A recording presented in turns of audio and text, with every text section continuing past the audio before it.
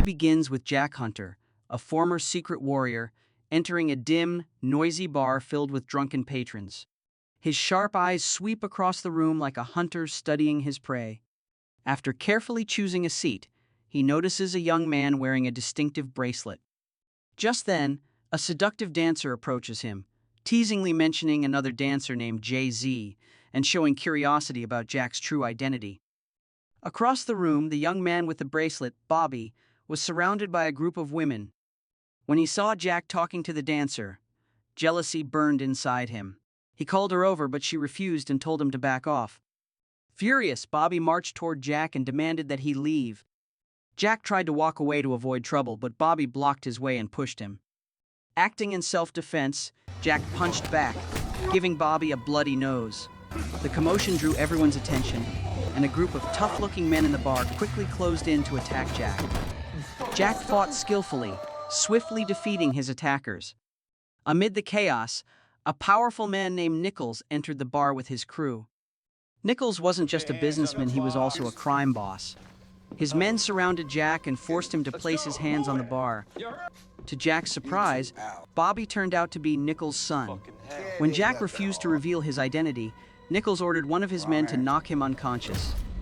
Jack regained consciousness in a police station where Nichols was waiting to question him.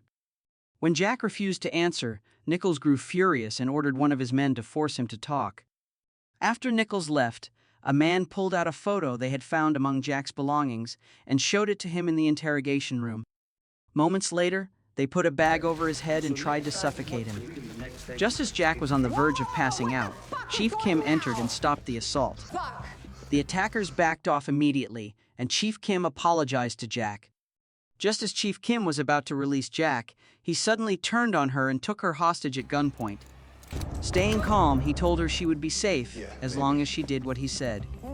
With Kim as his hostage, Jack made his way through the police station lobby and escaped in a police car. Meanwhile, Nichols returned home where he lived with his sister Maggie. Still furious, he barged into Bobby's room and demanded to know who Jack really was. Bobby admitted he didn't know much, but claimed he could handle the situation. Nichols, losing his patience, harshly scolded him for always getting into trouble. Later that evening at dinner, Nichols showed a photo he had taken from the police station.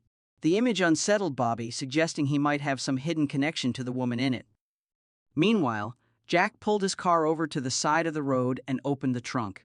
Inside, he found a stash of weapons, a crucial discovery. As he inspected them, Kim's voice came through the radio, urging him to return. But Jack refused, determined to find the truth about his missing daughter, the woman in the photo. Later that day, Nichols and Maggie met with a wealthy landowner and a politician to discuss a secret deal. Their plan was to exploit a massive underground water source beneath a neighborhood by driving the residents out, believing it would make them incredibly rich. After the meeting, they returned to their luxurious home. While Nichols stepped outside for a smoke, Maggie stayed inside alone. Suddenly, Jack appeared, armed and ready. He confronted Nichols, pointing a gun at him, and demanding to know where Nichols' daughter, Melissa, was, warning that he would shoot if he didn't get an answer. As the tension grew, Bobby, Nichols' son, walked in. Jack demanded the truth and pressed Nichols for answers. Trembling with fear, Bobby finally confessed that he had a role in Melissa's disappearance, but insisted he never meant to harm her.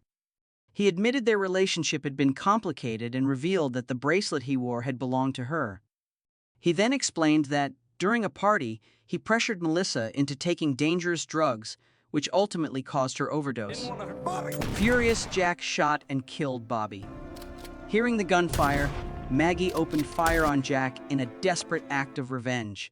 Bobby died in Nichols' arms, pushing Nichols into a rage. Consumed by grief and anger, he ordered his men to hunt Jack down without mercy. Badly wounded, Jack staggered through a dense palm forest, struggling to stay ahead of the pursuing gunmen. Bullets whizzed past him, but he narrowly avoided being hit. Despite the pain and exhaustion, he kept moving, firing back to slow his attackers. Victor, one of Nichols' most trusted men, led the group chasing after Jack.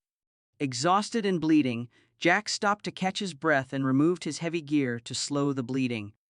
As the pursuers closed in, one of them wandered dangerously close to his hiding spot. Jack seized the moment, silently taking the man down, then quickly shot another with deadly precision. Meanwhile, back at the police station, Chief Kim updated her team about Jack's situation.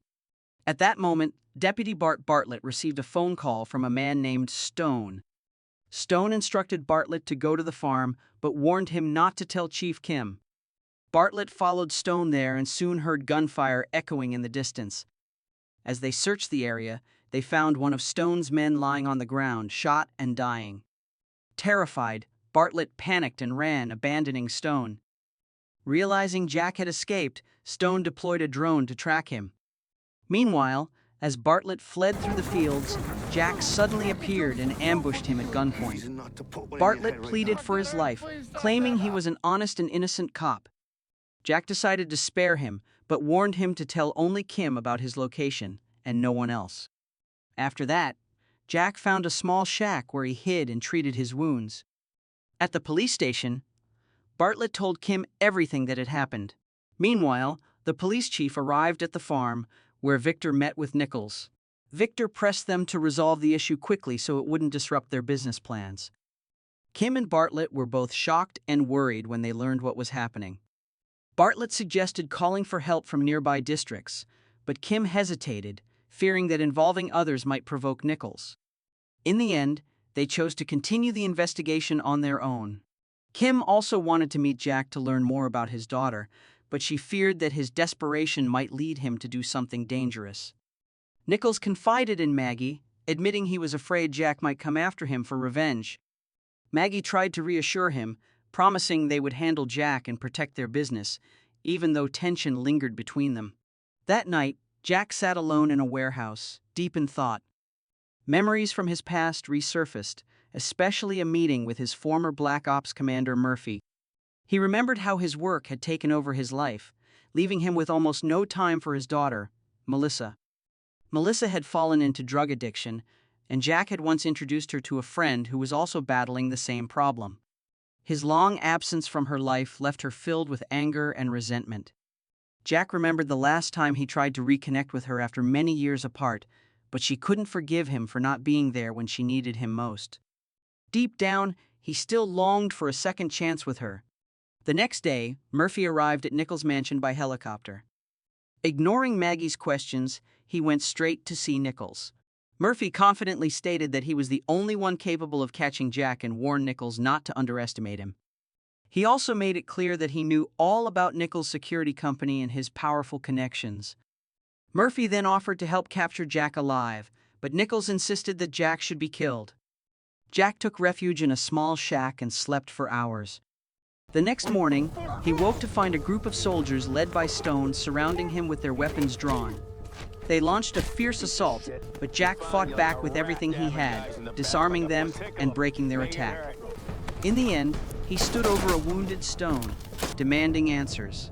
Nichols heard the commotion over the radio while Murphy once again insisted that Jack be captured alive. Maggie, however, was determined to see him dead. Kim went to the farm searching for Jack and eventually found him. She aimed her gun at him, but Jack remained calm, telling her that if he had wanted to hurt her, he would have done it already. Trusting her skills as a good cop, he asked for her help in taking down Nichols. Jack also believed she might know something about his daughter Melissa's disappearance. He urged Kim to look into Melissa's case and promised to contact her when the time was right.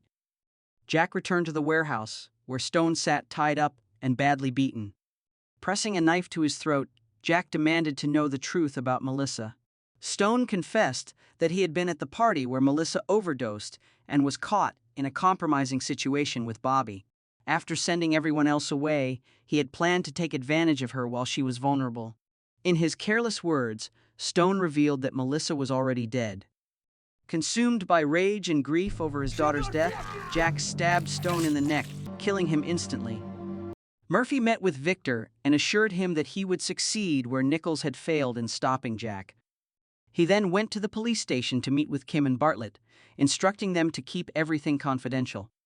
Together, they examined the map of the farm and realized that Jack wasn't trying to run away, he was out for revenge against Nichols. Suddenly, Jack's voice came over the radio. Murphy told him to surrender, warning that a special forces unit could be sent to capture him. But Jack said he trusted Murphy and made it clear that he wanted justice for Melissa, whom he considered his daughter. He vowed to make everyone responsible for her death pay, starting with Nichols. Murphy warned Kim and her team to get ready for a major fight. Jack was on his way. Seizing his chance, Jack ambushed a man, stole his truck, and drove straight into town with one goal: revenge.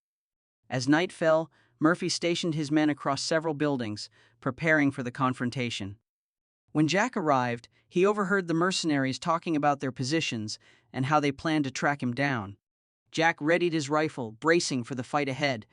A skilled sniper spotted him and fired the first shot, but missed. Instantly, a fierce gunfight erupted. Mercenaries gathered in the town hall courtyard as the night filled with the sound of gunfire and chaos. Using his combat skills, Jack quickly took out the sniper and several of the trained fighters. They tried to surround him, but Jack took them out one by one. A grenade exploded nearby, briefly stunning him, but he quickly recovered and ran for cover. The mercenaries chased him into a building where he hid and prepared to fight. Meanwhile, Murphy ordered Kim and Bartlett to find a vehicle and get out of the town hall immediately.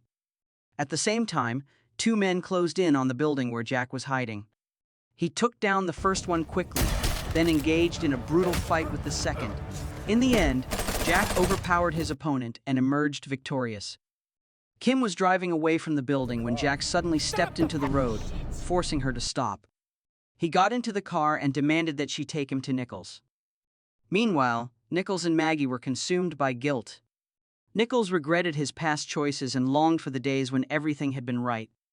Overwhelmed by sadness and remorse, Maggie decided to leave and go back home. Nichols stood alone for a moment before finally deciding to head home. When he arrived, he was shocked to find Jack already there, holding Maggie at gunpoint. Jack ordered Nichols to drop his weapon and sit down, then demanded the truth about what had happened to his daughter. When Nichols refused to speak, Jack began torturing Maggie, breaking her fingers one by one.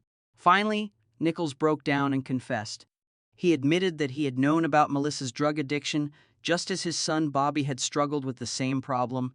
Nichols revealed that Melissa had died from an overdose and insisted he had nothing to do with her death. Furious, Jack aimed his gun at Nichols and demanded to know where Melissa's body was. During the confrontation, Kim and her team heard the commotion and quickly called for backup. More police officers arrived at the farm and immediately arrested Nichols as patrol cars surrounded the house. Jack brought Nichols and Maggie outside, where Murphy urged him to put down his gun. Overcome with grief for his daughter, Jack broke down in tears. Soon after, the full truth came to light. Melissa hadn't died at the party. She was still alive when Nichols and Bobby took her to the lake. Bobby wanted to save her, but Nichols insisted it was too late, saying Melissa had already caused too many problems. Nichols argued with Bobby and then ordered Stone to take his son home. After they left, Nichols dragged Melissa into the lake and held her underwater until she drowned. Jack kept his gun aimed at Nichols, while Maggie stood nearby, ready to take revenge for what he had done to Melissa. Murphy tried to calm Jack as his team arrested Nichols and Maggie. Exhausted and covered in blood, Jack could only stand there and watch. Kim approached him and urged him to get medical help. Jack thanked her for always believing in him, and she gently told him that Melissa would be proud of him for fighting for justice.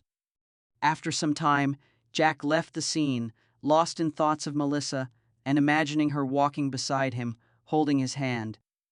Meanwhile, Bartlett was transporting Nichols and Maggie when a black truck suddenly blocked the road.